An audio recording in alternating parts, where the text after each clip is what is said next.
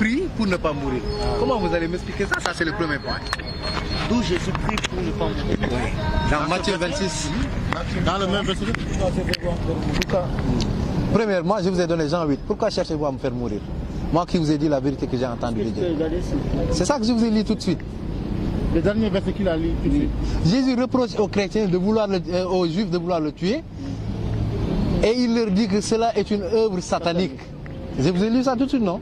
Maintenant, regarde là où il prie pour ne pas mourir. Voilà, ça c'est ce que je dis. Dans Matthieu 26. Lire là, pourquoi cherchez-vous à me faire mourir? Je vais lire Matthieu 26 d'abord.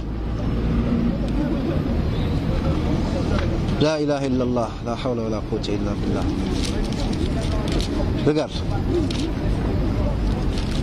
Regarde, dans Matthieu 26, verset 39. On est à 39. Je vais commencer là-dessus.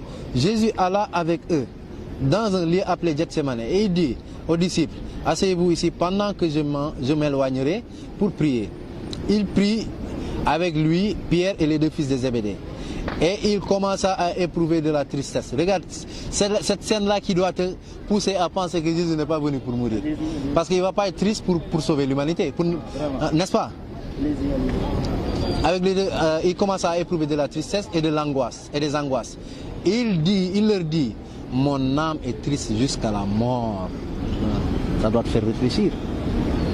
Restez ici et veillez avec moi. Puis ayant fait quelques pas en avant, il se jeta. Regarde, il se jeta sur sa face, comme les musulmans prient front par terre. Aucun chrétien ne prie comme ça. Jésus priait front par terre.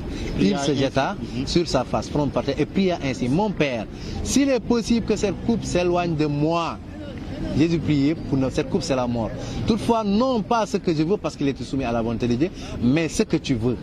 Allahu Akbar. Jésus priait pour que Dieu l'éloigne de la mort. Et dans Luc 22, plus clair encore, Dieu lui envoie de l'aide pour lui montrer que tu ne seras pas tué. Regarde dans Luc chapitre 22.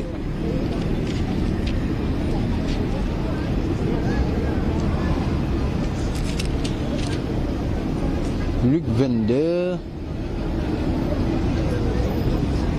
Prions en face, ça veut dire prions en face. Front par terre. Front par terre.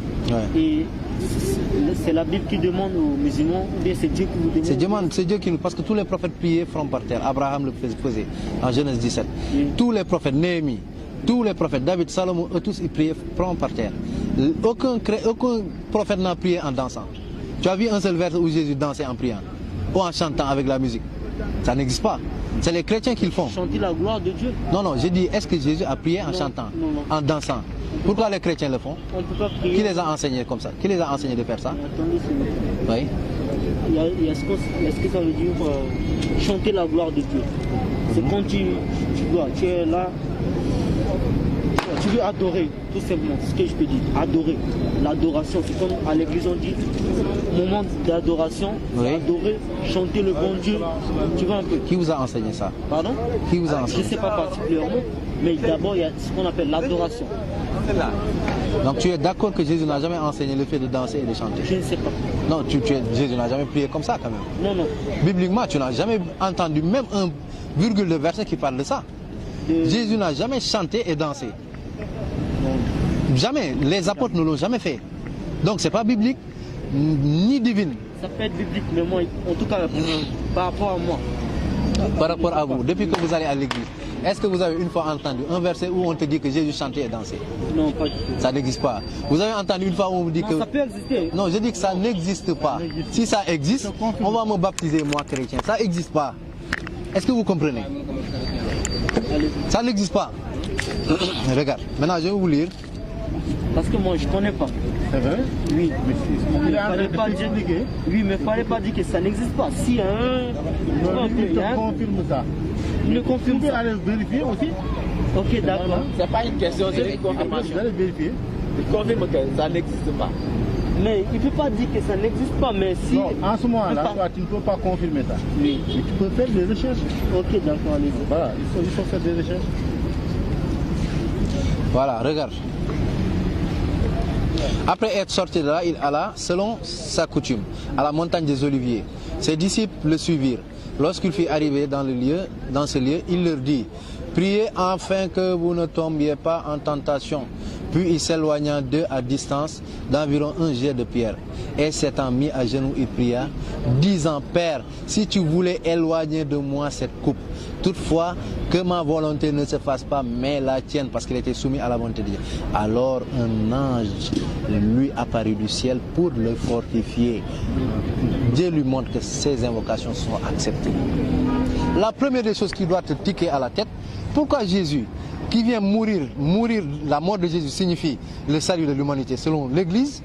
Jésus prie pour ne pas sauver l'humanité, c'est-à-dire pour ne pas mourir.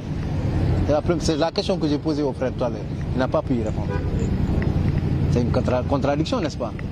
Jésus vient pour sauver l'humanité par sa mort et il prie pour ne pas mourir.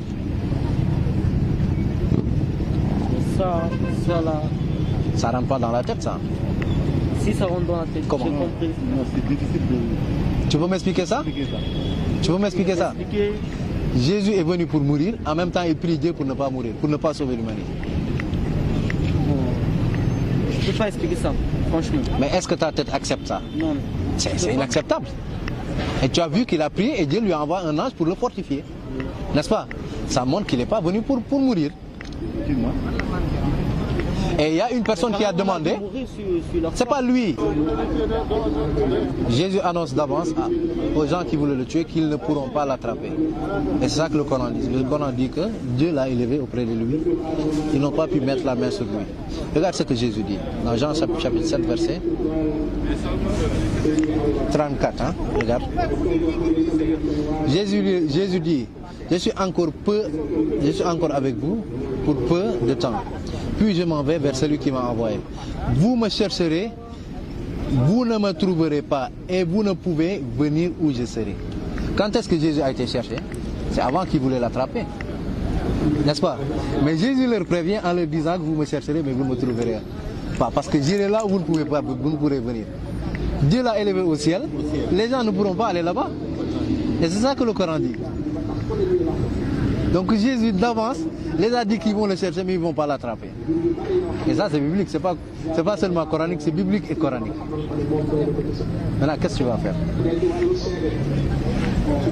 Ici rien ne prouve que c'est coranique ici. Non, je dis que c'est biblique. Moi je t'ai donné biblique pour ne pas que tu dis que c'est le Coran. Je t'ai donné même la Bible. Hein? Tu as compris? Pour nous, Jésus est un homme droit. Il est juste. Dieu ne l'a pas abandonné avec les mécréants qui ont voulu le tuer. Mais il l'a préservé et l'a sauvé. C'est pour cela, dans l'islam, Jésus va revenir. Il a une mission à terminer. Est-ce que vous comprenez? Il n'a ni été tué, comme le Coran le dit. Je vais te donner le verset. Dans Sourate 4, 57. 157 plutôt. Sourate 4. On va lire ça ensemble. Regarde.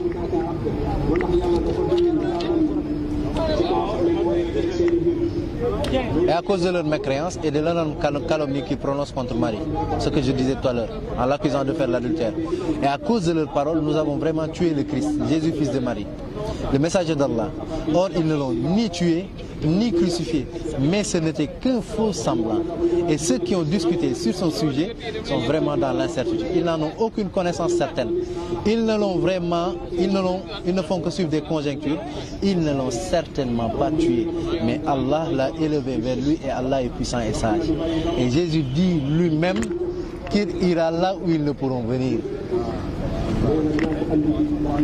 C'est clair, comme l'eau de roche. Maintenant, qu'est-ce qui vous retient d'embrasser l'islam? Moi, c'est la question que je vous pose après toutes ces vérités-là. Qu'est-ce qui vous retient d'embrasser l'islam, de rejoindre l'islam, après toutes ces vérités-là? Que vous-même, vous avez accepté que c'est des vérités claires. Moi, je n'ai rien créé. Je vous ai donné des versets coraniques, des versets bibliques. C'est pourquoi je suis d'accord avec vous, parce que vous m'avez montré. Machallah, est-ce que vous acceptez que l'islam est la vérité? Je sais que c'est lourd, mais qu'est-ce que votre cœur vous dit? C'est très lourd, je le sais. C'est lourd. Oui, je sais. Je sais, frère. Dans l'islam, il n'y a pas, on ne force personne. On expose les faits. Non, tout comme vous faites. Machallah, on expose les faits et on laisse le choix à la personne. C'est pourquoi Allah SWT il dit dans le Coran, la ikraha fi din. Oui. Je suis venu. Maintenant, si Dieu ne connaît pas chrétien, qu'est-ce qu'on va faire? Pardon? Si Dieu n'a jamais révélé le Dieu christianisme. ne connaît pas chrétien, c'est que Dieu ne connaît pas musulman. Si, mais moi je t'ai montré. Moi, Musulman, c'est de faire la volonté de Dieu. Regarde ce que Jésus dit. Je vais t'ajouter le chrétien aussi fait la volonté de Dieu. Non, faire la volonté de Dieu, c'est appliquer les enseignements de Dieu. Dieu n'a jamais enseigné que Jésus est Dieu.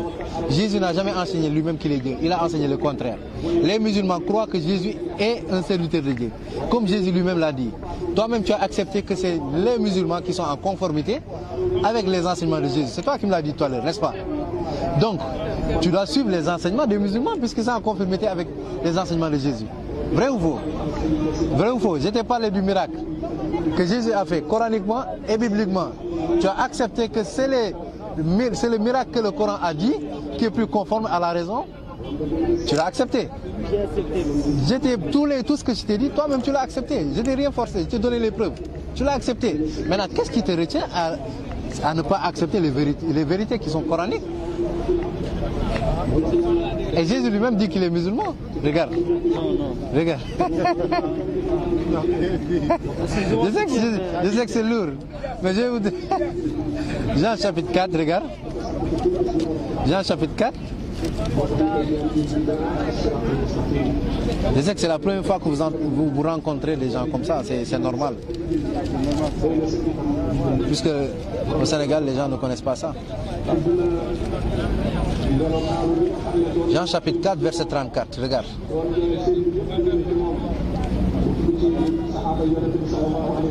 Regarde. Jésus leur dit, ma nourriture est de faire la volonté de celui qui m'a envoyé et d'accomplir son œuvre. Nous soumis à la volonté de l'Éternel, qui signifie être musulman. Et Allah, qu'est-ce qu'il dit dans le Coran? 23 heures peut-être. Il me demande on termine à quelle heure? Regarde. Allah il dit dans Surat 63, ce que tu ne trouveras nulle part dans aucun autre livre sur terre, ni dans la Bible ni ailleurs. Mais c'est pas parce qu'il dit c'est soumis directement, tu as dit, ça veut dire que. Je vais te dire pourquoi qu'est-ce que c'est qu'être soumis réellement. Regarde. Bon, se soumettre, ça veut dire c'est l'islam tout. L'islam tout. Ouais, la soumission à la volonté de Dieu. Allez-y. Regarde, Surat 63.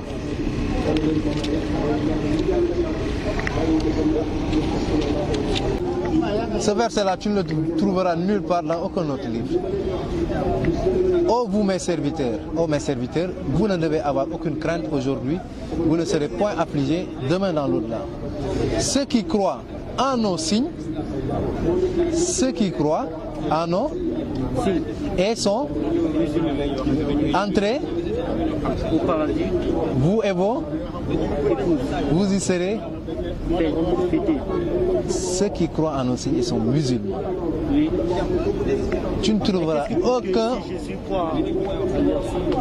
Jésus croyait au signe de Dieu. Oui. Il croyait au signe de Dieu. Et il était soumis à Dieu. C'est ça qui fait de lui un soumis à Dieu. Ça veut dire quoi qu'il est musulman? Musulman, c'est être soumis à Dieu seulement. Maintenant, Jésus lui-même dit qu'il était soumis à Dieu. Toi-même, tu l'as lu. Tu l'as lu, non? Maintenant, moi, on ne va pas te forcer maintenant à devenir musulman maintenant.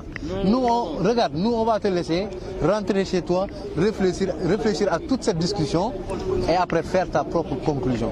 Le plus important dans tout ça, c'est de choisir le choix. C'est ça que j'ai dit. Moi, ce qui m'intéresse, c'est que tu découvres la vérité. Après, ce que tu vas faire toi, c'est en toi et Dieu.